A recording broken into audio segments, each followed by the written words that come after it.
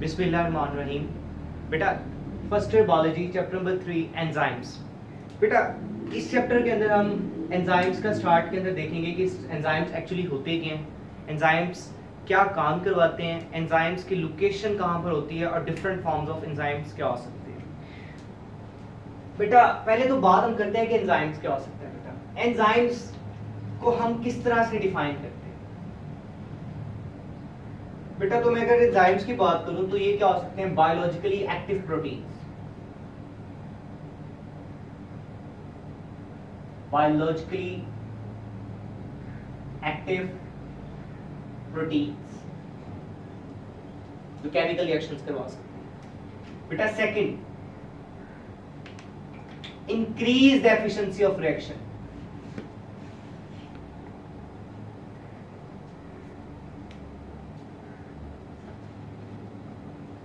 किसी भी रिएक्शंस की जो स्पीड है उसको बढ़ा देते हैं। थर्ड बेटा, स्पेसिफिक फॉर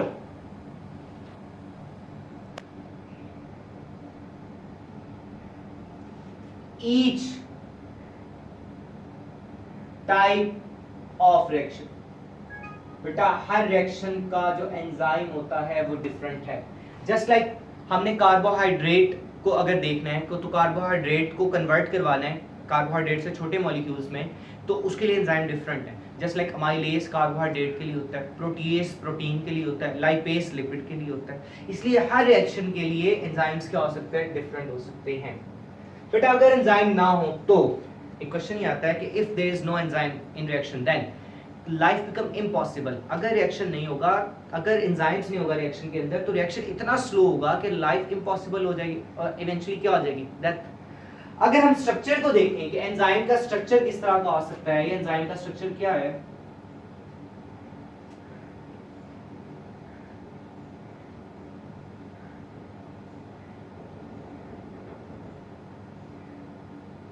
तो देखिए हमने बात की है कि एंजाइम्स क्या हो सकते हैं, प्रोटीन्स। तो बेटा प्रोटीन्स किससे मिलकर बनती हैं, हमने क्या बात की कि एंजाइम्स क्या हैं, प्रोटीन्स।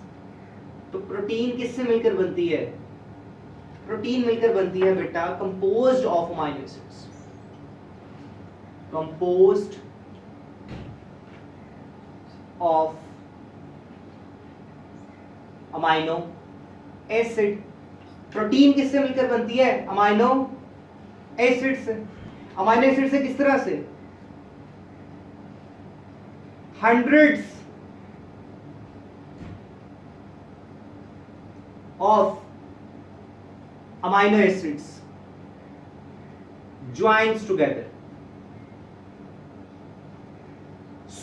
हजारों की तादाद अमाइनो एसिड आपस में जुड़ते हैं और जुड़ के वो क्या बना देते हैं, ग्लोबुलर स्ट्रक्चर, ब्यूलर स्ट्रक्चर। और ग्लोबुलर स्ट्रक्चर किसका होता है बेटा, वो एंजाइम्स का ग्लोबुलर स्ट्रक्चर होता है।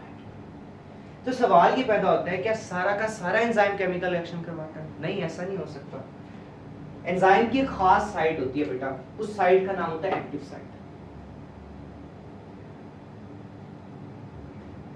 साइट का क्या नाम होता है, एक्टिव साइट।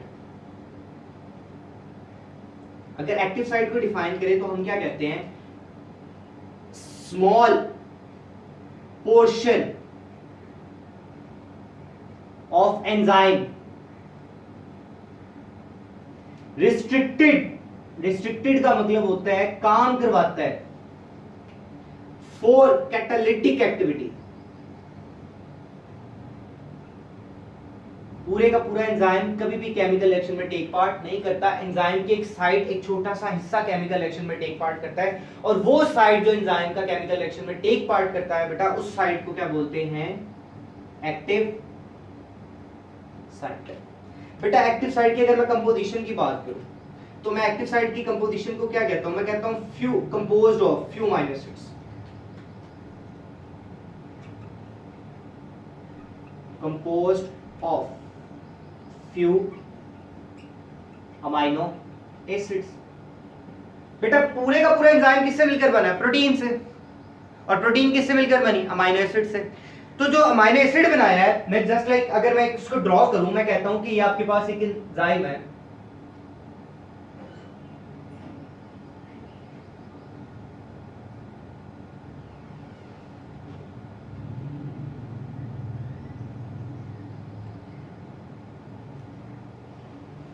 ये क्या है? एंजाइम है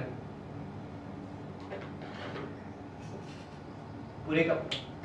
अब ये पूरे का पूरा किससे मिलकर बना है? अमाइनो एसिड से। लेकिन इस पूरे के पूरे के ऊपर कभी भी आकर रिएक्शन नहीं होगा बेटा। जो सबस्ट्रेट ने आना है, जिस सबस्ट्रेट ने आना है बेटा, ये एक सबस्ट्रेट आ रहा है, ये सबस्ट्रेट आके एंजाइम के खास साइड पे लगता है बेटा। जो ये वाली साइड है जिस पे आके सबस्ट्रेट ने अटैच होना होता है बेटा, इस साइड को हम किसका नाम देते हैं? एक्टिव साइड का। बेटा वो साइड जिसके ऊपर सबस्ट्रेट ने आके अटैच होना होता है, उस साइड का नाम क्या होता है? Active site. बेटा जो एक्टिव साइट होती है ये दो साइड्स पे कंसिस्ट होती है, जब इसके आगे से टू साइड्स। बेटा एक साइड को हम बोलते हैं बाइंडिंग साइट। आप लोगों ने आगे जाके इसको थॉरली पढ़ना है, मैं इसका सिर्फ ओवरव्यू दे रहा हूं आप लोगों को। एक होती है बाइंडिंग साइट और दूसरी होती है कैटालिटिक साइट। क्या मतलब इन दोनों? बेटा बाइंडिंग साइट ऐसी साइट जिसने सबस्ट्रेट को एंजाइम के साथ क्या करना है? बाइंड करना है। बेटा कैटालिटिक साइट क्या होगी? ऐसी साइट जिसने सबस्ट्रेट को प्रोडक्ट में कन्वर्ट करवाना है। मतलब ये सबस्ट्रेट आया, सबस्ट्रेट आके जब एंजाइम के साथ अटैच होगा तो जो साइट है एंजाइम की सबस्ट्रेट को अटैच करवाएगी बेटा, वो क्या होगी? बाइंडिंग, जोड़ने वाली साइट। जैसे एंजाइम सबस्ट्रेट के साथ जुड़ जाएगा, अटैच हो जाएगा बेटा, फौरन से कौन सी साइट एक्टिवेट हो जाएगी? Catalytic site. और ये क्या बनाएगी? प्रोडक्ट बनाएगी। तो बाइंडिंग साइट क्या करती है? रिकॉग्नाइज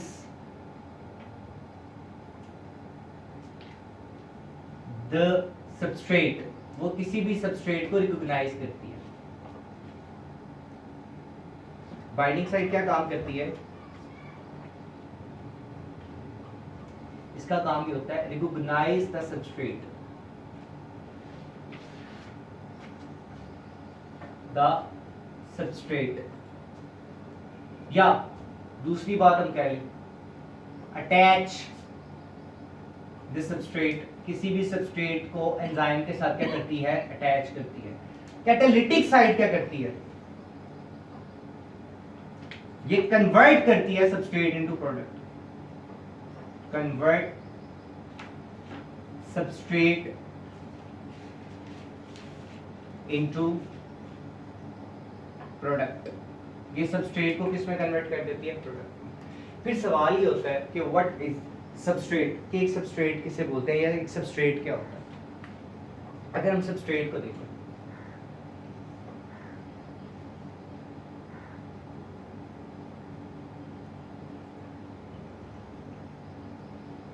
बेटा सबस्ट्रेट क्या हो सकता है? जो रिएक्टेंट्स होते हैं ना, रिएक्टेंट्स जिन्होंने केमिकल रिएक्शन में टेक पार्ट करना होता है, रिएक्टेंट्स आर कॉल्ड सबस्ट्रेट। जो रिएक्टेंट्स होते हैं हम क्या बोलते हैं? सबस्ट्रेट।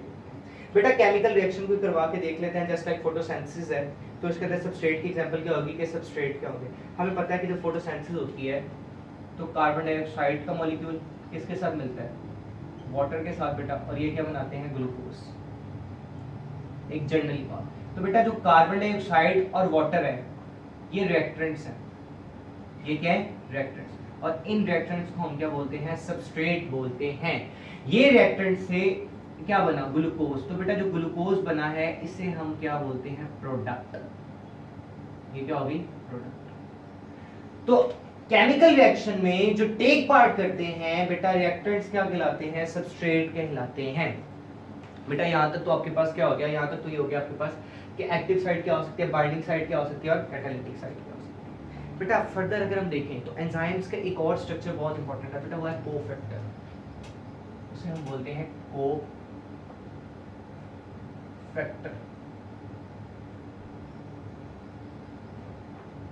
कोफैक्टर क्या होता है? ये कोफैक्टर हम किसे बोलते हैं? बेटा एंजाइम सारे के सारे क्या हैं? प्रोटीन्स। लेकिन बाजू का ऐसा होता है कि एंजाइम सारा का सारा प्रोटीन है लेकिन वो केमिकल रिएक्शन कर नहीं सकता, उसको किसी ऐसे पार्ट की जरूरत होती है जो नॉन प्रोटीन हो, मतलब प्रोटीन के अलावा कोई भी पार्ट उसके साथ अटैच कर दिया जाए, नॉन प्रोटीन पार्ट, और एंजाइम अपना प्रॉपर फंक्शन करे बेटा, तो उस नॉन प्रोटीन पार्ट को हम क्या बोलते हैं? कोफैक्टर। कोई भी चीज, कोई भी non protein part, inorganic ion, organic ion, कोई भी नॉन प्रोटीन पार्ट अगर एंजाइम के साथ अटैच कर दिया जाए बेटा, तो उसको क्या बोलते हैं? कोफैक्टर। तो कोफैक्टर को हम डिफाइन कर लेते हैं इस तरह से, द नॉन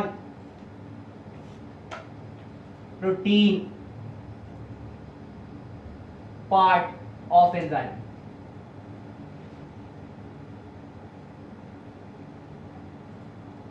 एंजाइम का नॉन प्रोटीन पार्ट, एंजाइम के साथ अगर नॉन प्रोटीन पार्ट को अटैच कर दिया जाए बेटा, तो उसे हम क्या बोलते हैं? कोफैक्टर। कोफैक्टर का कोई फायदा भी है जी? फायदा है। क्या फायदा है जी? देखते हैं कि कोफैक्टर क्या फंक्शन करवाता है रिएक्शन में।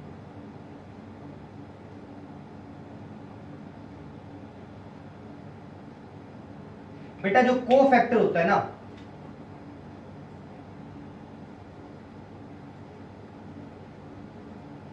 वो क्या काम करवाता है बेटा? सबसे पहले proper functioning of enzyme.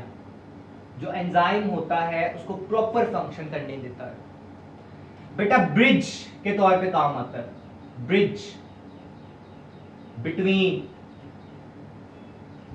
Substrate and enzyme. बेटा एंजाइम को सबस्ट्रेट के साथ अटैच करने के लिए एक ब्रिज के तौर पे काम होता है। अगर कोफैक्टर नहीं होगा तो सबस्ट्रेट एंजाइम के साथ अटैच नहीं होता बाजू का। तीसरी बात, directly take part in chemical reaction. बेटा केमिकल रिएक्शंस में डायरेक्टली टेक पार्ट कर सकता है ताकि रिएक्शंस क्या हो सके? स्पीड अप हो सके। बेटा इसके अलावा provide chemical energy. Cofactor chemical energy provide करता है ताकि रिएक्शन को क्या करवाया जा सके? स्पीड अप करवाया जा सके, प्रोसीड फास्ट करवाया जा सके। बेटा ये किसके फंक्शंस है? कोफैक्टर के। लेकिन अगर मैं टाइप्स की बात करूं कि टाइप्स कितनी होती हैं कोफैक्टर की, या क्या टाइप्स हैं आपके पास कोफैक्टर की, तो मैं इसको थोड़ा सा लिख लेता हूं। Types of cofactor.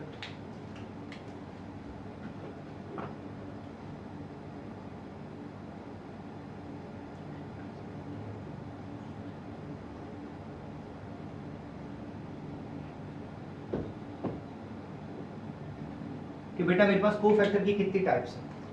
बेटा अगर मैं कोफैक्टर्स की टाइप्स को देखूं तो 3 टाइप्स की आपकी बुक में डिफाइन की है उसकी कोफैक्टर की।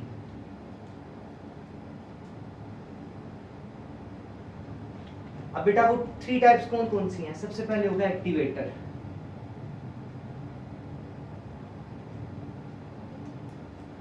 बेटा प्रोस्थेटिक ग्रुप।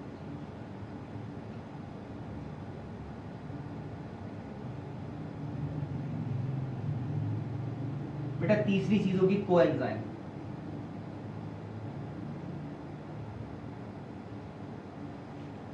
बेटा अगर मैं एक्टिवेटर की बात करूं कि एक्टिवेटर क्या हो सकता है? इफ नॉन प्रोटीन पार्ट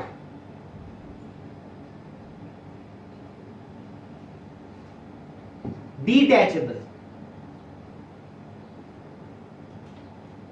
अगर नॉन प्रोटीन पार्ट को हम डिटैच कर सकते हैं, अलग कर सकते हैं बेटा, तो डिटैचेबल पार्ट होता है उसे हम क्या बोल सकते हैं? एक्टिवेटर। ये ऑर्गेनिक और इनऑर्गेनिक आयंस हो सकते हैं, जैसे जिंक हो सकता है,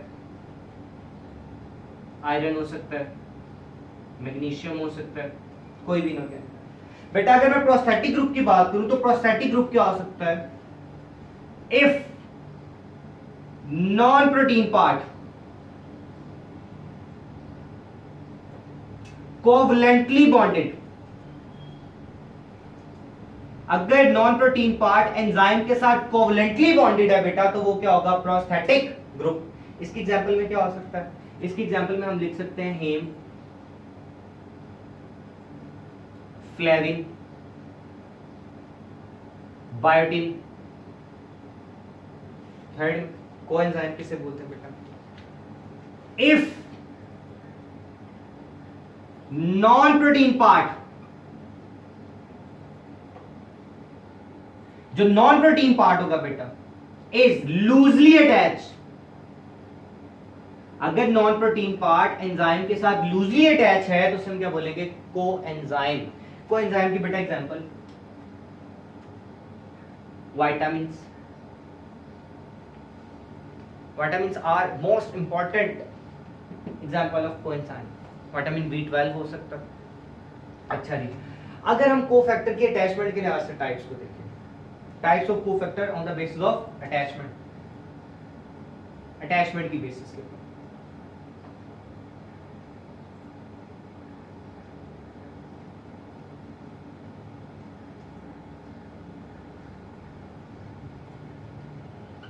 बेटा अगर हम अटैचमेंट की बेसिस के ऊपर कोएंजाइम्स की टाइप्स को देखें तो हमारे पास दो ही एंजाइम्स हैं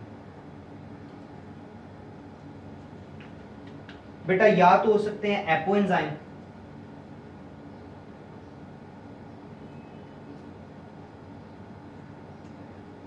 बेटा या हो सकते हैं हॉलो एंजाइम।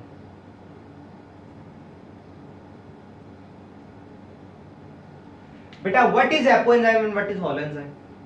बेटा अगर एपो एंजाइम की बात करें कि एपो एंजाइम क्या हो सकते हैं, तो हम कहते हैं जी एपो एंजाइम ऐसे हो सकते हैं, एन एंजाइम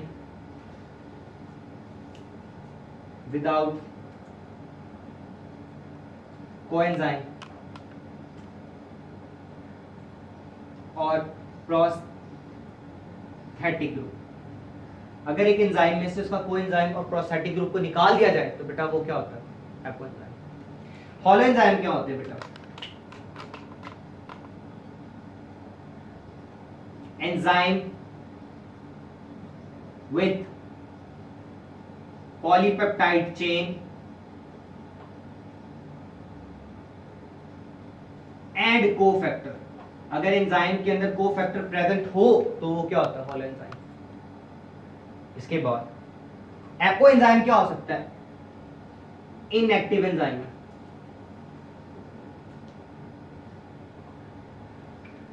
हॉलो एंजाइम क्या हो सकता है बेटा? एक्टिव एंजाइम है। बेटा एपो एंजाइम में क्या होता है? कोफैक्टर नॉट प्रेजेंट, रिमूव होता है, जबकि बेटा हॉलो एंजाइम में क्या होता है? कोफैक्टर प्रेजेंट होता है। कोफैक्टर क्या होता है? प्रेजेंट हो सकता है। अगर मैं एग्जांपल एप्पल की बात करूं बेटा, तो एप्पल में पेप्सिनोजिन जो पेप्सिन में कन्वर्ट होता है बाद में जाके, pepsinogen is an active enzyme. हमारे स्टमक के अंदर पेप्सिनोजिन क्या है? इनएक्टिव एंजाइम है जो बाद में किसमें कन्वर्ट होता है? पेप्सिन में, जो कि एक्टिव फॉर्म है उसकी। हॉलो एंजाइम की बात करूं तो बेटा आप कुछ भी लिख सकते हैं हॉलो एंजाइम में जिसके अंदर कोफैक्टर प्रेजेंट है। कोफैक्टर नॉन प्रोटीन पार्ट है, वो जिंक भी हो सकता है, हीम भी हो सकता है, फ्लेविन, विटामिन्स भी। मैं इसकी एग्जांपल दे देता हूं, विटामिन्स नॉन प्रोटीन पार्ट है ना, नॉन प्रोटीन पार्ट कोई भी है, नॉन प्रोटीन पार्ट अटैच है तो वो क्या है? Hollow enzyme. एपो एंजाइम क्या है? जिसके अंदर नॉन प्रोटीन पार्ट प्रेजेंट नहीं है। आप ये भी डिफरेंस लिख सकते हैं कि जो एपो एंजाइम हो सकता है वो सोलली प्रोटीन है, वो खाली कौन सा एंजाइम है? जो प्रोटीन है। और जो हॉलो एंजाइम है ये क्या है? Protein with non protein part. तो बेटा ये क्या हो सकता है? Hollow enzyme. बेटा अगर लास्ट में हम देखें कि लोकेशन क्या हो सकती है एंजाइम्स की, लोकेशन क्या हो सकती है बेटा? नॉर्मली एंजाइम्स जो होते हैं वो साइटोप्लाज्म के अंदर होते हैं या ऐसी ऑर्गेनेलिस के अंदर प्रेजेंट होते हैं। ऐसी ऑर्गेनेलिस के अंदर प्रेजेंट है मतलब जो फंक्शन उन्होंने करना है उसी ऑर्गेनेलिस में। जस्ट लाइक अगर उन्होंने प्रोटीन बनानी है तो राइबोसोम्स में होंगे, अगर उन्होंने फोटोसिंथेसिस करवानी है बेटा तो फोटोसिंथेसिस किसके अंदर होंगे? क्लोरोप्लास्ट के अंदर होंगे। अगर रेस्पिरेशन करवानी है तो किसके अंदर होंगे? माइटोकॉन्ड्रिया के अंदर होंगे। एंजाइम की लोकेशन वही होगी, उसी ऑर्गेनेली में होगी जो एंजाइम्स ने क्या करवाना है? फंक्शन करवाना है। तो यही उनकी क्या होगी? लोकेशन होगी। नॉर्मली एंजाइम्स कहां पर होते हैं? साइटोप्लाज्म में। अब सवाल ये पैदा होता है हमें बोर्ड में क्वेश्चंस कैसे आते हैं बेटा? जो इंट्रोडक्शन है आपका चैप्टर का एंजाइम्स वाला बेटा, ये आपको एज अ शॉर्ट क्वेश्चन के तौर पे पूछा जाता है। किस तरह से? Define enzymes. बेटा एंजाइम्स के आप कोई भी एग्जांपल दे सकते हो। प्रोटीएज आप ये लिखोगे कि वो एक एक्टिव प्रोटीन है, आप ये भी बताओगे कि वो इंक्रीज करते हैं रिएक्शंस को। बेटा उसके बाद वो क्या होते हैं? स्पेसिफिक होते हैं for each type of reactions. फिर आपको क्वेश्चन में कर सकता है कि स्ट्रक्चर बता दीजिए, ग्लोबुलर स्ट्रक्चर किससे मिलकर बनता है, वो अमीनो एसिड से मिलकर बनता है। Few amino acid active site बनाते हैं, जो बाकी बचते हैं वो सारी की सारी एंजाइम्स को क्या करते हैं, शेप को मेंटेन करते हैं। उसके बाद बेटा आपसे पूछा जा सकता है एक्टिव साइट क्या हो सकती है, the site of an enzyme which is solely for catalytic activity, ऐसी एक्टिविटी जिसके अंदर केमिकल रिएक्शन होना है जो साइट के ऊपर एंजाइम की, उसे बेटा क्या बोलते हैं, एक्टिव साइट। कितनी साइट्स है उसकी, दो, binding site and catalytic site. Binding site वो होती है जिसके साथ सबस्ट्रेट आके क्या होता है, अटैच, और कैटालिटिक साइट क्या होती है, वो साइट होती है जो सबस्ट्रेट को कन्वर्ट करवाती है प्रोडक्ट में। इसी तरह बेटा सबस्ट्रेट क्या होता है, सबस्ट्रेट की एग्जांपल टाइप्स ऑफ कोफैक्टर या टाइप्स ऑफ कोफैक्टर एंजाइम्स के अटैचमेंट के लिहाज से एपोएंजाइम एंड होलोएंजाइम, और लास्ट में लोकेशन ऑफ एंजाइम्स। बेटा ये एज अ शॉर्ट क्वेश्चंस के तौर पे पूछे जाते हैं, सारे क्वेश्चन छोटी छोटी डेफिनेशन विद एग्जांपल लिखना लाजमी होता है हर एक चीज की। कुछ एग्जांपल आपकी बुक में नहीं है, जैसे एपोएंजाइम और होलोएंजाइम का डिफरेंस नहीं है वो लिख दिया है। इस तरह से प्रोस्थेटिक ग्रुप की एग्जांपल, कोएंजाइम की एग्जांपल्स और एक्टिवेटर की एग्जांपल्स। बेटा ये तो था। इस तरह से नेक्स्ट टाइम हम चैप्टर में पढ़ेंगे मैकेनिज्म ऑफ एंजाइम एक्शन, के एंजाइम एक्चुअली ऐड कैसे होते हैं। जज़ाकल्लाह।